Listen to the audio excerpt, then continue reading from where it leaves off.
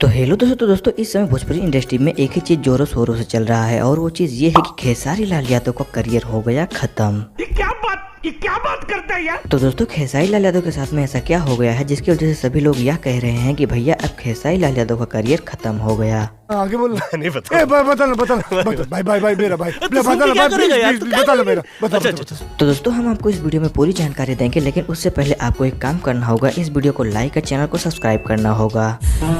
हाँ ये कर लो पहले, ताकि दोस्तों हम आपके लिए जब भी कोई वीडियो बनाए तो आपको तुरंत पता चले। तो दोस्तों अब हम आते हैं अपने मेन मुद्दे पे। तो दोस्तों खेसारी लाल यादव और यूट्यूब का ऑफिशियल चैनल जिसका नाम है ग्लोबल म्यूजिक जंक्शन, इन दोनों के बीच में दोस्तों एक एग्रीमेंट साइन होता है। और दोस्तों यह एग्रीमेंट वाली बात 27 मई 2021 की है। और दोस्तों इस एग्रीमेंट में global music junction Khesari Lal Yadav से यह एग्रीमेंट साइन करवाता है कि आप हमको 30 महीने तक लगातार 200 गाने दीजिए और इस 200 गानों के बदले में हम आपको 5 करोड़ रुपया देंगे।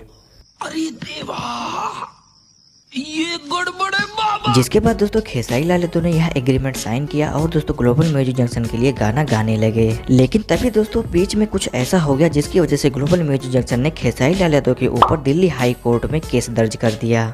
अच्छा। और उस केस में ग्लोबल म्यूजिक जंक्शन ने खेसारी लाल यादव के ऊपर यह आरोप लगाया है कि खेसारी लाल यादव ने पूरा पैसा लेने के बाद भी हमको 200 गाने नहीं दिए हैं।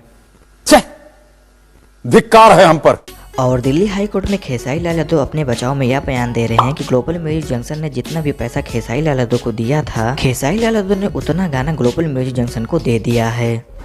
क्या बात कर रहे हैं बाबा। और दोस्तों यहीं तक नहीं, खेसारी लाल यादव और ग्लोबल म्यूजिक जंक्शन के बीच में एग्रीमेंट को बैठ के एक बार फिर से संशोधन किया जाता है। और दोस्तों इन दोनों के बीच के संशोधन से जो रिजल्ट निकल के आता है, उस रिजल्ट में ये रहता है कि खेसारी लाल यादव को पर गाने पे 2.5 लाख रुपए दिया जाएगा।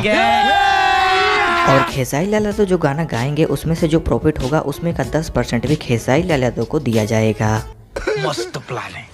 और दोस्तों इतना सब कुछ संशोधन करने के बाद भी दोस्तों इन दोनों के बीच में अनबन होने लगता है और दोस्तों ये दोनों आपस में ही झगड़ने लगते हैं। और ग्लोबल म्यूजिक जंक्शन का कहना यह रहता है कि आप दूसरी कंपनी के लिए गाना नहीं गा सकते, लेकिन इसके बावजूद भी खेसारी लाल यादव दूसरी कंपनी के लिए गाना गाते हैं। जिसके बाद दोस्तों यह केस कोर्ट में जाता है और ग्लोबल म्यूजिक जंक्शन वाले इस केस को जीत जाते हैं। जिसके बाद दोस्तों दिल्ली हाई कोर्ट से यह फैसला आता है कि 25 सितंबर 2025 तक खेसारी लाल यादव किसी दूसरी कंपनी के लिए गाना नहीं गा सकते हैं।